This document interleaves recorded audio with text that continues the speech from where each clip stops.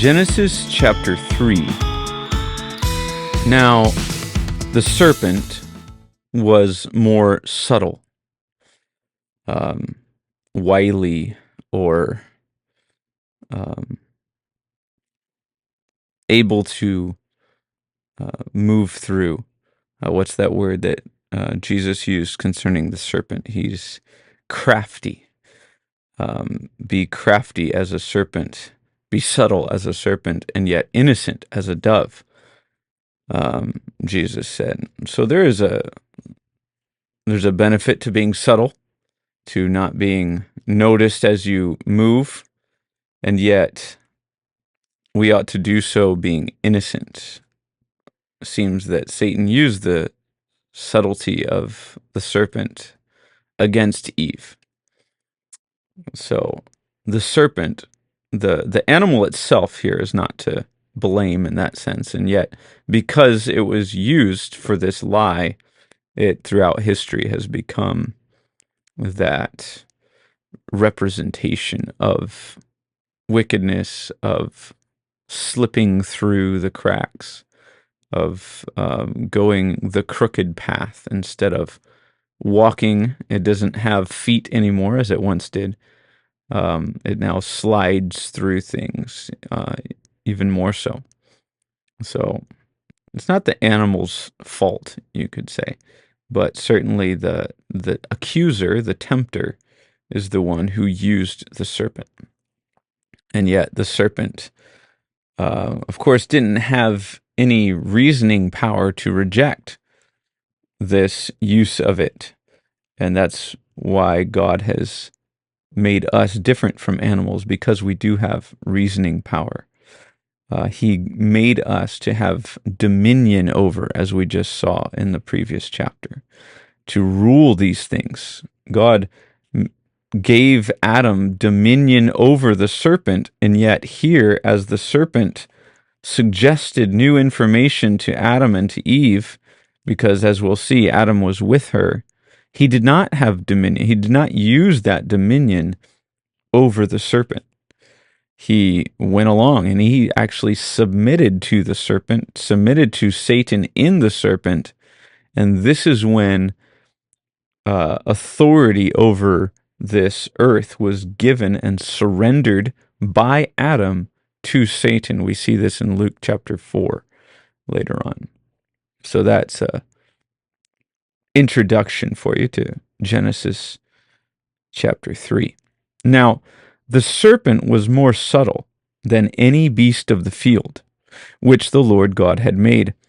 And he said unto the woman, Yea, hath God said, Ye shall not eat of the tree of the garden?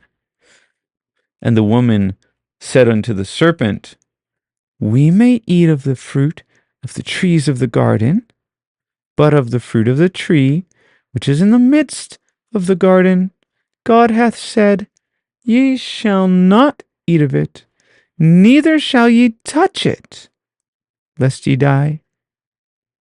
Where did she get that part from? God didn't tell Adam he couldn't touch it. Interesting. She added, or Adam added, to what God had told him earlier on, to keep her away. This is what religion does.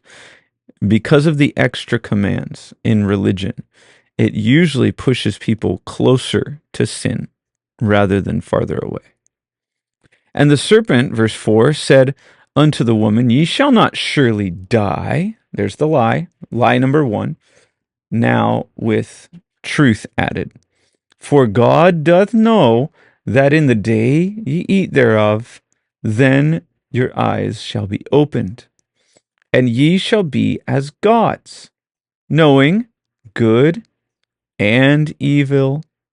And when the woman saw that the tree was good for food, and that it was pleasant to the eyes, and a tree to be desired to make one wise, she took of the fruit thereof, and did eat, and gave also unto her husband with her, and he did eat.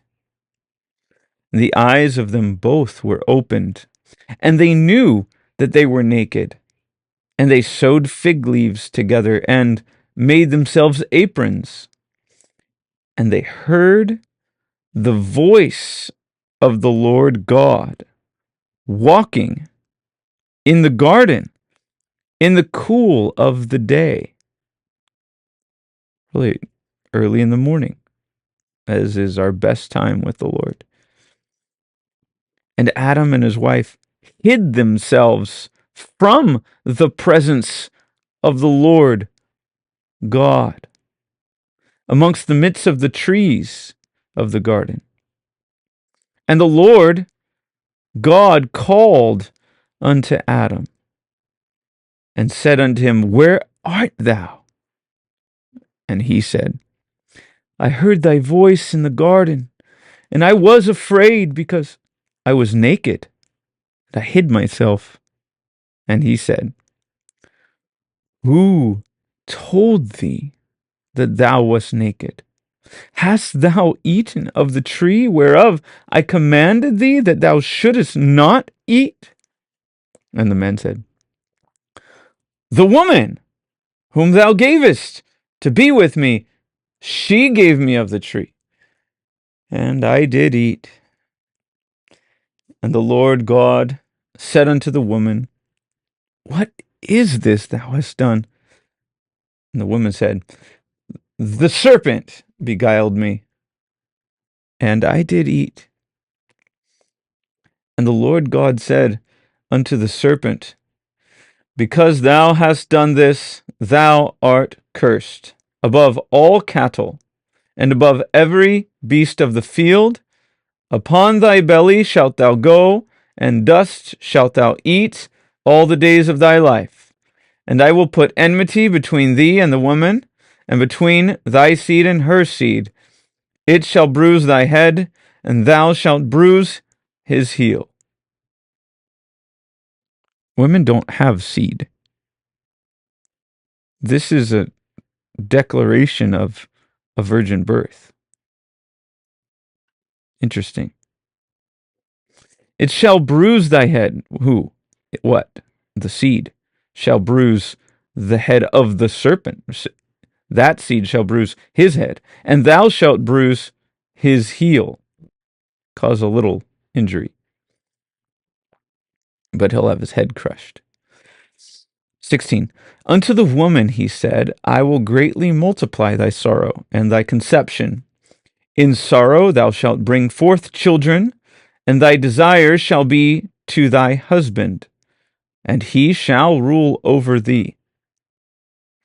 And unto Adam he said, Because thou hast hearkened unto the voice of thy wife, and hast eaten of the tree of which I commanded thee, saying, Thou shalt not eat of it, cursed is the ground for thy sake. Notice the man was never cursed, only the serpent and the ground. Eve and Adam were given a harder task, as does sin in our lives.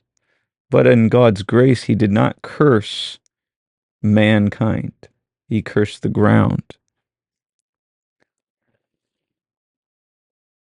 Thou shalt, cursed is the ground for thy sake, in sorrow shalt thou eat of it all the days of thy life. Thorns also and thistles shall it bring forth to thee. And thou shalt eat the herb of the field. In the sweat of thy face shalt thou eat bread, till thou return unto the ground, for out of it wast thou taken, for dust thou art, and unto dust shalt thou return. And Adam called his wife's name Eve, because she was the mother of all living. She was the Eve. She was before everything. Unto Adam also, and to his wife, did the Lord God make coats of skins, and clothed them. And the Lord God said, Behold, the man is become as one of us, to know good and evil. And now, lest he put forth his hand, and take also of the tree of life, and eat and live forever. You might see the implication live forever in that condition, not just live forever, because he did make us to live forever. Therefore, the Lord God sent him forth from the Garden of Eden to till the ground from whence he was taken. So he drove out the man, and he placed at the east of the Garden of Eden cherubims, and a flaming sword which turned every way, to keep the way of the tree of life.